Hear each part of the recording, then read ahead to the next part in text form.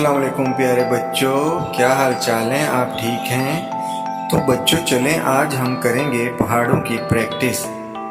तो शुरू करते हैं दो के पहाड़े से। दो रिकम दो,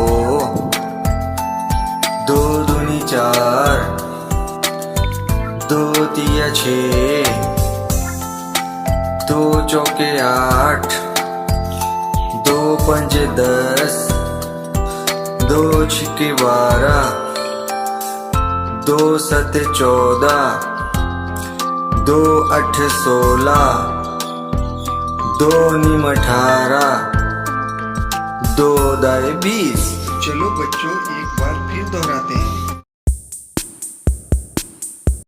दो एकम दो, दो दूनी चार, दो तिया छः, दो चौके 8, दो पंजे 10, दो छिके 12, दो सत्ते 14, दो अठ 16, दो नीम 18, दो दाए 20।